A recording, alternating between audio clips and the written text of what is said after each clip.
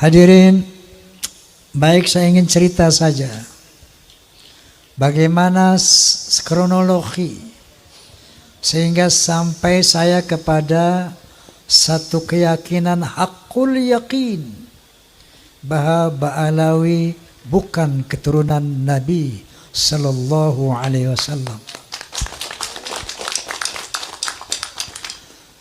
Ini ceritanya panjang sekali. 50 tahun ke belakang. Waktu itu usia saya masih 20 tahun.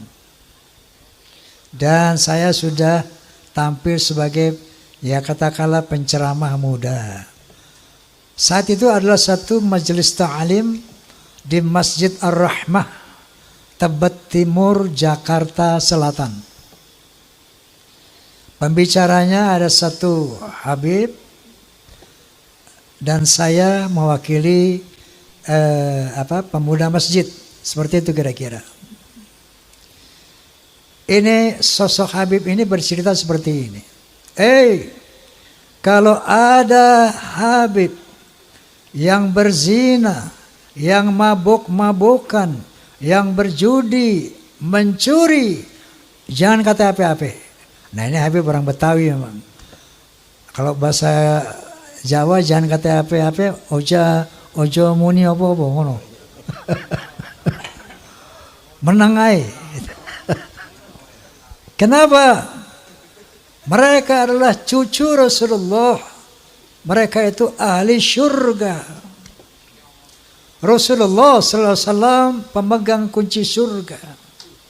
Tentunya setelah beliau masuk, pasti yang diutamakan adalah keluarganya, keturunannya. Maka ketika ada Habib yang melakukan kemaksiatan tadi, jangan kata apa-apa, menengai, ojo ngomong apa-apa. Ngoten. Ini saya saat itu merasa tersentak. Ketika saya giliran naik, saya katakan, Beb, alafu Beb, anak koreksi ente. Itu antum bilang tadi bahwa keturunan Nabi pasti masuk surga walaupun maksiat seperti apapun. Qala ta'ala, a'udzu billahi minasyaitonir rajim. Bismillahirrahmanirrahim. Ya ayuhan nas, inna khalaqnakum min dzakari wa untha wa ja'alnakum syu'uban wa qabaila lita'arafu inna akramakum 'indallahi atqakum. Shadaqallahul azim. Beb, Allah Subhanahu wa taala berfirman, wahai manusia, aku telah menciptakan kalian dari seorang laki-laki dan perempuan. Dari sana aku jadikan kamu berbangsa-bangsa. Dari bangsa-bangsa itu aku jadikanmu bersuku-suku. Seperti contohnya Indonesia. Bangsa Indonesia sukunya ada kurang lebih 700 apa piro? Pinten? Ada Sunda, ada Jawa, Aceh, Padang, Batak, dan banyak lagi yang lainnya. Kenapa nggih? Lita'arafu, saling mengenallah. Lita'arafu, saling menghormatilah. Inna akramakum 'indallah atqakum. Sesungguhnya ketinggian derajatmu di sisi Allah adalah takwamu. Bukan dari mana bangsamu, bukan dari siapa keturunanmu.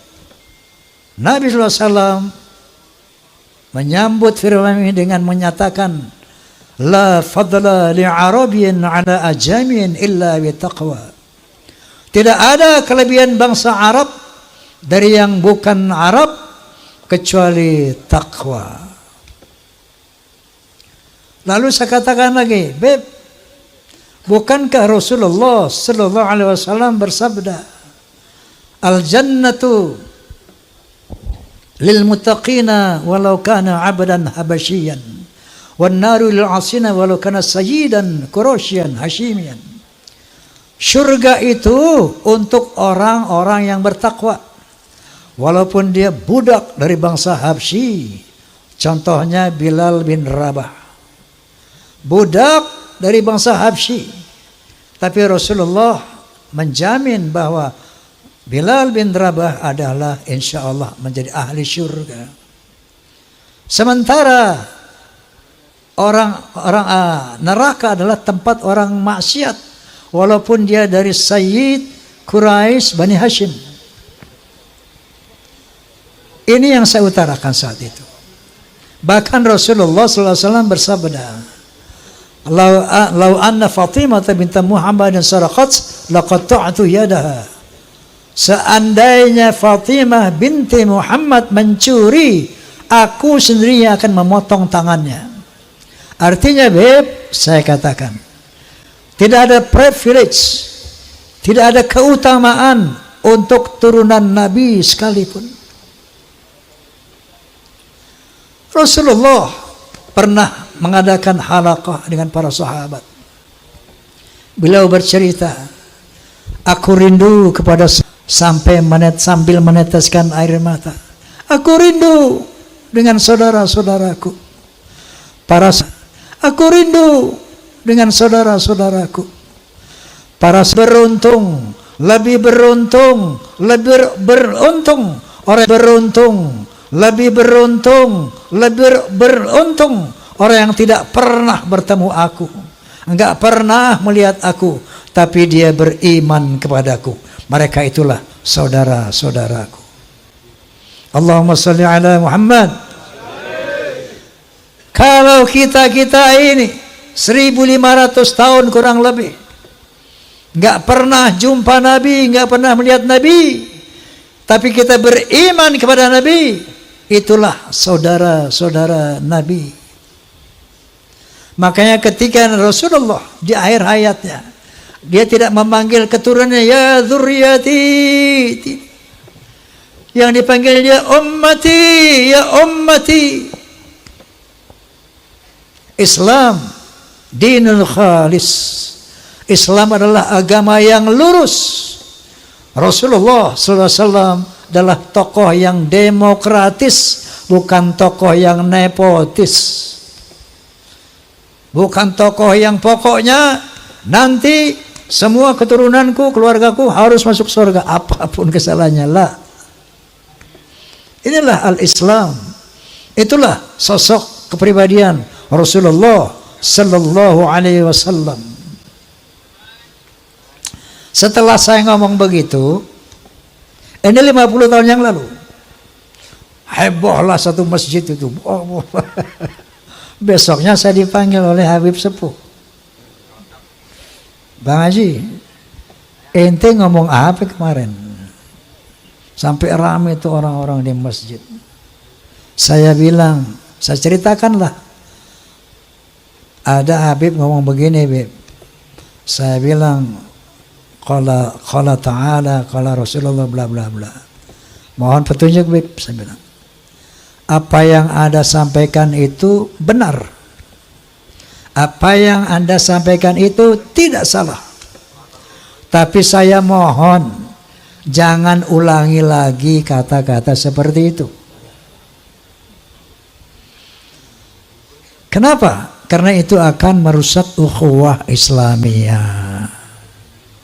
Sejak saat itu saya pendam dalam perut. Saya melihat berbagai macam arogansi, kemungkaran yang dilakukan Habib. Saya nggak mau bunyi lagi. Saking taatnya saya kepada Habib Sepuh tadi. 50 tahun saya tahan itu.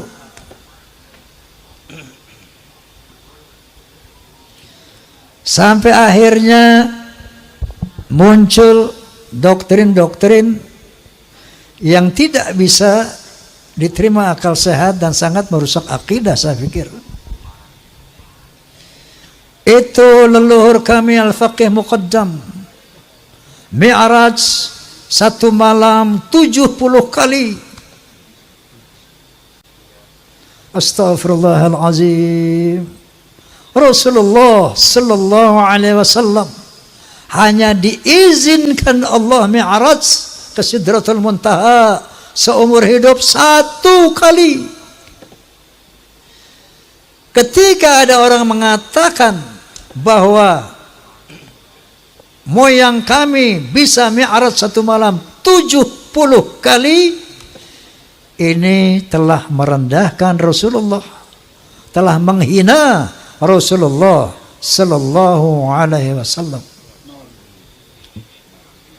Ada lagi berita-berita khurafat. Leluhur kami kalau tidak malu sama Allah dapat memadamkan api neraka cuma dengan kelingking.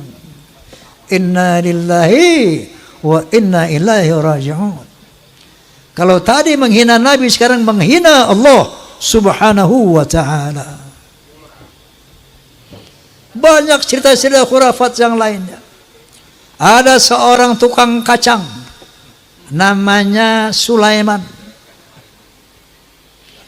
Ini tukang kacang sangat cinta sama habaib. Kalau habaib minta kacangnya dikasih semuanya. Saking cintanya sama habaib. Man minta kacang, dikasih semua. Man minta kacang, dikasih semua. Satu saat si Maman mati. Begitu Maman mati, lapor ini orang kepada Habib tadi. Beb, Maman mati. Ini Maman ahli maksiat. Ibadahnya berantakan. Datanglah ini Habib. Ngasih surat. Ditaruh di lehernya di belakang mayit itu. Man.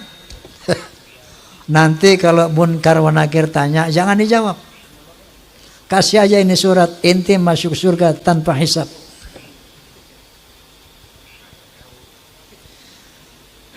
Banyak lagi cerita seperti itu. Leluhur mereka semuanya wali, bisa nurunkin emas dari langit. Yaman itu negeri paling miskin di Timur Tengah. Bagaimana kita percaya dia bisa turunin emas dari langit? Masya Allah, ini goyang apa?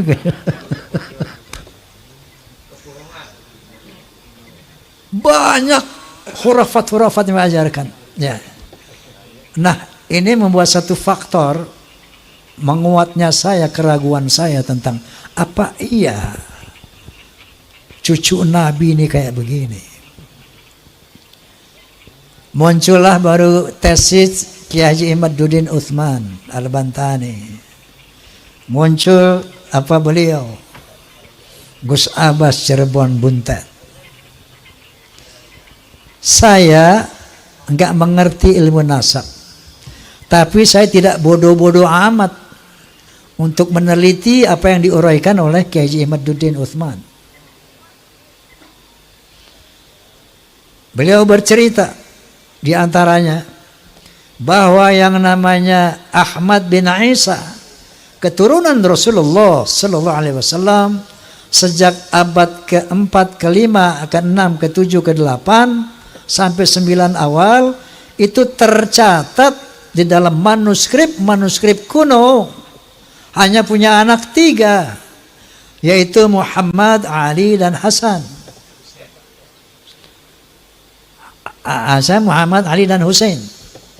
Selama 550 tahun itu sejarah menulis itu. Tiba-tiba di abad ke-9 akhir muncul Ubaidillah sebagai anak Ahmad bin Isa yang keempat. Enggak usah pinter-pinter amat untuk meneliti, untuk menerima hal ini. Cukup punya akal yang waras, cukup punya akal yang sehat, kita bisa melihat, oh kalau begitu Ubaidillah ini cantol, cangkokan. Kiai Imaduddin tentu saja sebagai seorang kiai mujtahid, bahkan bisa menjelaskan secara ilmiah bahwa kepalsuan Ubaidillah ini. Dari sini mulai keraguan saya yang selama 50 tahun itu bertambah menjadi yakin. Tapi baru ilmu yakin doang nih. Saya undanglah KJ Imad Dudi di podcast saya. Kemudian dalam rangka, karena saya saat itu sebagai penengah ingin mencari siapa sih yang benar ini, apakah Ba'alawi, apakah Kiai Imad. Maka saya undanglah dari Rabithah Alawiyah sebagai penyeimbang. Saya undang Ustaz Taufik Segaf, tidak hadir. Bahkan saya undang juga Rizik Syihab, tidak hadir. Saya undang juga dari Pekalongan Bapak Lutfi bin Yahya, tidak hadir. Sementara melalui media sosial itu semakin gencar, orang mengkritisi beliau, ulama-ulama semakin banyak, semakin bermunculan. Lalu saya undang Profesor Menahem Ali, seorang ahli filologi, ahli sejarah peradaban manusia. Dalam podcast saya beliau menjelaskan bahwa yang namanya Hadramaut, kota Hadramaut itu asalnya dari nama orang yang bernama Hazarmavet. Dia orang dari Kaukasus yang kemudian menjadi Hadramaut. Jadi menurut penelitian secara filologi, orang Yaman ini bukan orang Arab, tapi orang Kaukasus. Berarti mustahil sebagai keturunan Nabi Sallallahu Alaihi Wasallam menurut Profesor Menahem Ali. Kemudian saya undang lagi Dr. Sugeng Sugiharto dari BRIN. Beliau ahli ahli DNA itu, ahli genetika. Bercerita panjang lebar secara ilmiah, maka bertemulah istilah haplogrup J1 dan haplogrup G. Mereka menjelaskan, beliau menjelaskan panjang lebar bla bla bla bla bla, bahwa subhanallah, subhanallah, subhanallah, ternyata Allah telah mempersiapkan segala sesuatunya, termasuk menjaga kesucian keturunan para nabi. Ternyata DNA-nya itu sudah ditanamkan di dalam setiap manusia. Secara ilmu genetika, haplogrup Nabi SAW adalah J1. Haplogrupnya Ba'alawi, menurut kalau Anda klik di internet familytreedna.com, familytreedna.com, klik saja, tang, akan keluar nanti ada 180 orang Ba'alawi, sebagian dari Indonesia, itu dari Yaman, sebagian kecil dari Indonesia, itu haplogrupnya adalah G. Yahudi Askenazi.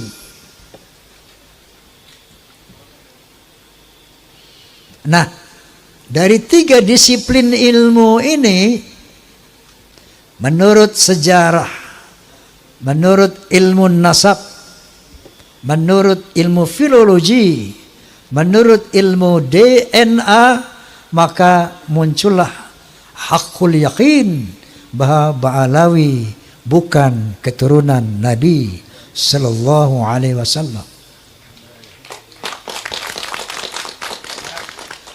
Lalu di counter itu Roma Irama, menurut Gus Romel ini pembela Ba'alawi. Kita bisa lihat di medsos. Itu Roma Irama sok-sok hakul yakin bahwa Ba'alawi bukan turunan Nabi, bahwa Ubaidillah itu bukan turunan Nabi. Memangnya dia pernah melihat pernikahan Ubaidillah? Memangnya dia pernah melihat persemaian Ubaidillah? Mel, saya bilang. Ente percaya nggak Muhammad bin Abdullah adalah Rasulullah? Kalau ente nggak percaya, kafir ente. Pertanyaannya, apakah Anda pernah melihat Muhammad dilahirkan? Apakah Anda pernah melihat Muhammad menerima wahyu dari Jibril alaihissalam? Iqra bismi rabbikal ladzi khalaq, khalaqal insana min 'alaq, wa rabbul akram alladzi 'allama bil qalam 'allama al-insana ma lam ya'lam. Apakah Anda menyaksikan itu? Untuk meyakini Rasulullah, untuk meyakini Muhammad sebagai Rasulullah, itu nggak perlu kita melihat beliau menerima wahyu. Cukup dengan statement keterangan dari Allah Subhanahu wa taala, yaitu Al-Qur'anul Karim.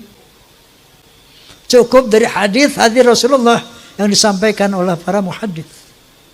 Begitu juga keyakinan kita bahwa Ba'alawi bukan keturunan Nabi, Ubaidillah bukan keturunan Nabi, cukup dengan ilmu-ilmu tiga ilmu tadi.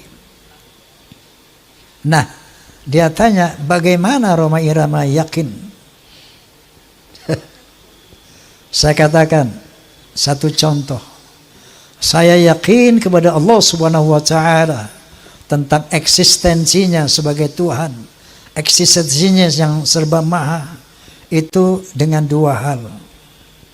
Pertama, ayat qauliyah Al-Qur'anul Karim.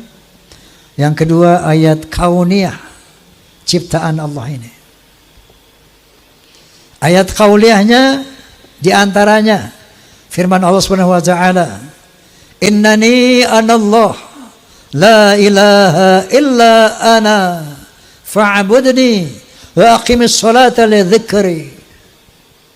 Sesungguhnya akulah Allah, tidak ada Tuhan selain aku, maka sembahlah aku dan tegakkanlah solat demi mengingatku.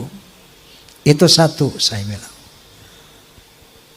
Banyak lagi, surat Ayatul Kursi banyak lagi. Sebagai ayat-ayat qauliyah, firman Allah SWT. Yang kedua, ayat kauniyah, alam semesta ini.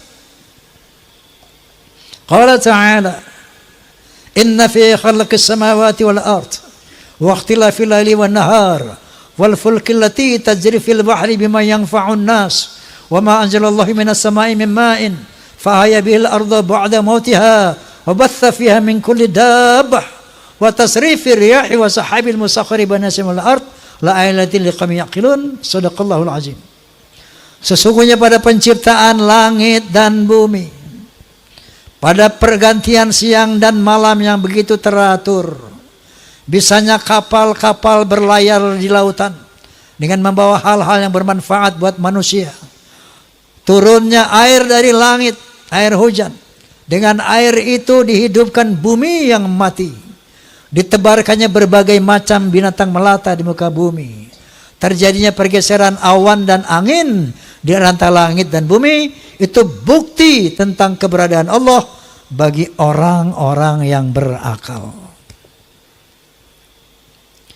Jadi dari ayat qauliyah dan ayat kauniyah ini muncullah haqqul yakin, la ilaha illallah.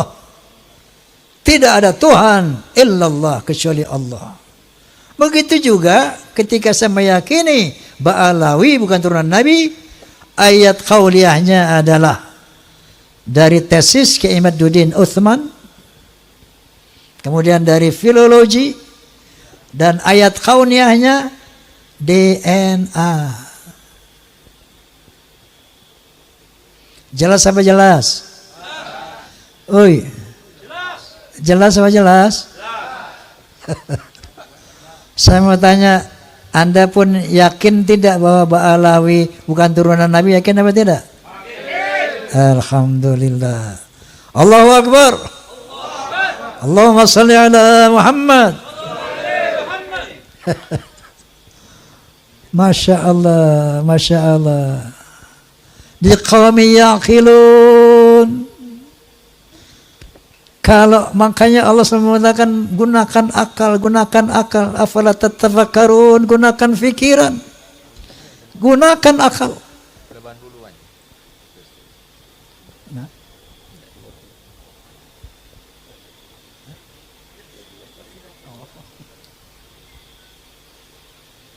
Nah jadi tambahan lagi keyakinan saya itu dengan berbagai macam arogansi dan khurafat-khurafat yang tadi saya utarakan.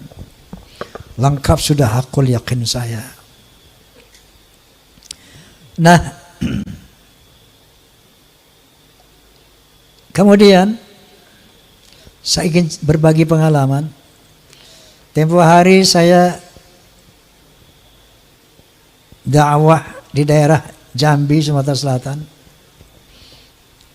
Tablighul Akbar. Itu kiai-kiai banyak mengatakan, Bang Haji, kami di belakang Bang Haji. Saya pengen sih dia di depan saya, bukan di belakang ya.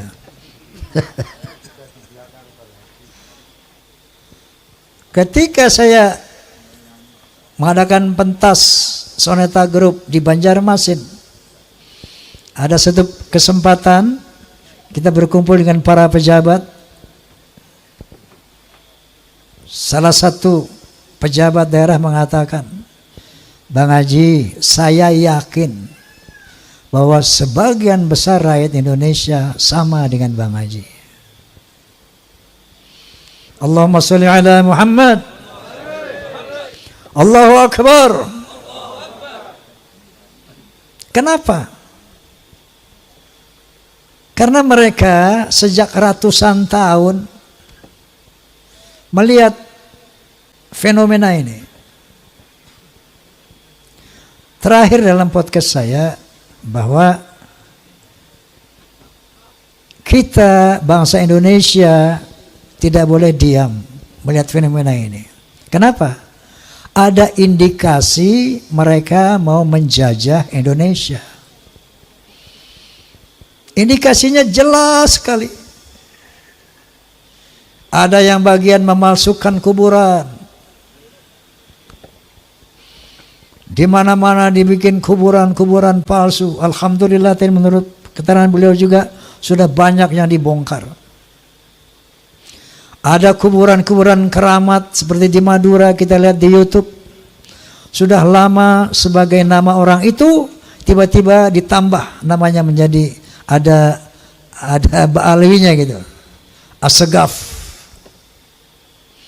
Yang paling trending yaitu KRT Sumo di Ningrat di Semarang, diganti namanya dengan Habib Hasan bin Toha bin Yahya. Kuburan-kuburan palsu, Masya Allah, seluruh Jawa, di Kalimantan banyak sekali ternyata. Ini ternyata strategi pertama untuk memberikan kesan kepada bangsa Indonesia bahwa itu lihat para habaib lah yang datang ke sini dan menjadikan orang-orang Islam ini, menjadikan orang ini menjadi Islam. Oleh karena itu Wali Songo pun diklaim sebagai Ba'alawi. Strategi pertama. Yang kedua, berita-berita khurafat, dongeng-dongeng khurafat. Untuk apa? Untuk menaklukkan hati umat Islam yang tidak berpikir. Ini yang namanya Ba'alawi, leluhurnya luar biasa, bisa hijrah Mi'raj 70 kali, bisa memadamkan api neraka yang nggak pakai akal. Itu sesuatu yang luar biasa dan dahsyat. Mereka pun menjadi takluk, tunduk, siap diperintah apapun. Tujuannya itu. Dan yang lainnya ada yang membuat provokasi-provokasi. Saya bersama rakyat, kita dengan rakyat. Jangan coba-coba ganggu rakyat. Seakan-akan berpihak kepada rakyat.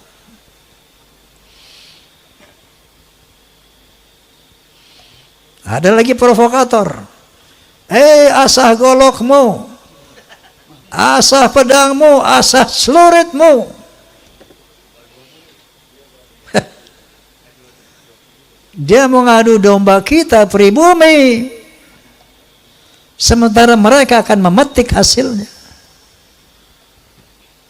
Faham apa tidak ini? Halo? Faham? Sehingga akhirnya mereka bisa bilang, Jawa adalah pintu tarim, Indonesia milik Aulia Tarim. Inna lillahi wa inna ilaihi raji'un. Saya sebagai putra Indonesia was-was, ngeri dan waspada. Ini ternyata doktrin-doktrin ini tidak sembarangan. Klaim-klaim mereka sebagai keturunan Nabi ternyata ada tujuan-tujuan untuk menguasai Indonesia. Ibu Pertiwi menangis ratusan tahun karena dijajah oleh Belanda, dijajah oleh Jepang. Baru beberapa puluh tahun merdeka, tiba-tiba ada gejala lagi, kita mau dijajah oleh penjajah berjubah. Na'udzubillahi min. Itu yang saya lihat, itu yang saya rasakan, itu yang saya perhatikan. Masya Allah.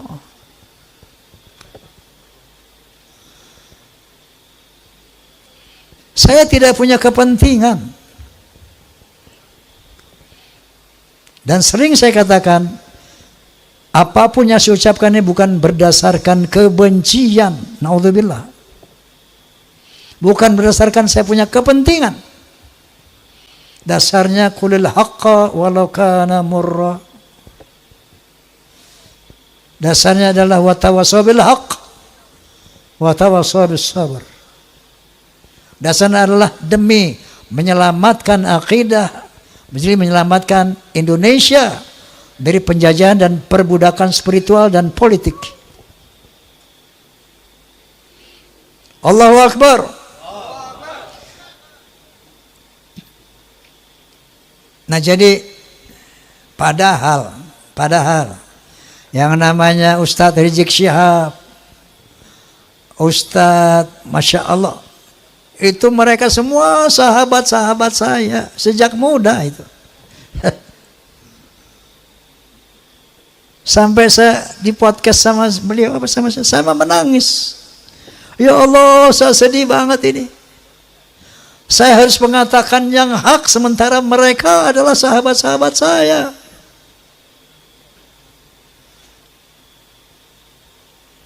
Tapi kebenaran harus diutarakan.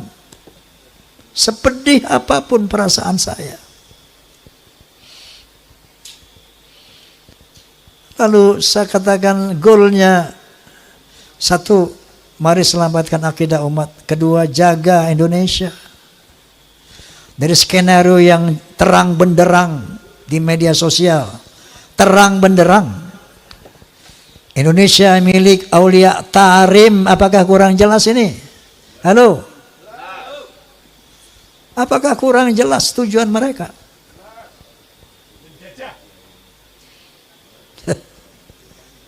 Jadi ini dari dasar hati yang tulus sebagai umat Muhammad SAW dan sebagai anak bangsa Indonesia. Penjajahan perbudakan spiritual. Nah itu dengar nggak kamu tuh? Penjajahan perbudakan spiritual. Ngono loh. Tetapi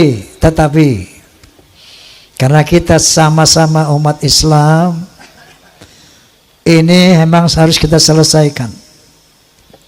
Ya. Namun goalnya nanti pertama tentu selamatkan Indonesia dari penjajahan mereka. Makanya saya sepakat dengan Gus Abbas, pemerintah harus turun tangan ini. Ini masalah bangsa, masalah NKRI. Harus turun tangan. Kalau enggak saya khawatir ini bisa perang saudara. Bukan antara Ba'alawi dan umat, bukan. antara kita sama kita. Pahlawi nonton. Betul nggak? Oleh karena itu, goalsnya nanti, ketika mereka dinyatakan bukan keturunan Nabi, tetap jaga ukhuwah Islamiyah. Wa'tasimu bihablillahi jami'an wa la tafarraqu. Tapi dalam kesetaraan. Bukan dia sebagai tuan, kita sebagai budak. No. Rekat ukhuwah Islamiyah dalam kesetaraan. Kita muliakan siapa yang berilmu. Yarfa'illahu alladhina amanu minkum walladhina utul ilma darajat. Kita muliakan siapapun yang berilmu, tadi golongan mereka dari manapun. Dan kita muliakan orang-orang yang bertakwa. Tidak ada kemuliaan atas nasab, sebagaimana firman Allah Subhanahu wa taala, sebagaimana dinyatakan oleh Rasulullah sallallahu alaihi wasallam. Ini harus kita perbaiki sistem sosial antara Ba'alawi dan pribumi. Kalau mau sama-sama merekat ukhuwah Islamiyah dalam kesetaraan. Jangan kami putra bangsa menjadi budak-budak kalian, secara spiritual ataupun secara politik. Last but not least, Rasulullah SAW punya spesifikasi dibandingkan dari 124.000 nabi yang diturunkan Allah. Ada 313 Rasul. Semuanya misinya sama, untuk menyampaikan la ilaha illallah. Tapi ada spesifikasi Rasulullah. Di samping itu, beliau ditugaskan untuk membangun akhlak. Sebagaimana Nabi sallallahu alaihi wasallam bersabda, "Innama bu'itsu liutammima makarimal akhlaq." Sesungguhnya aku dibangkitkan untuk memperbaiki akhlak yang mulia.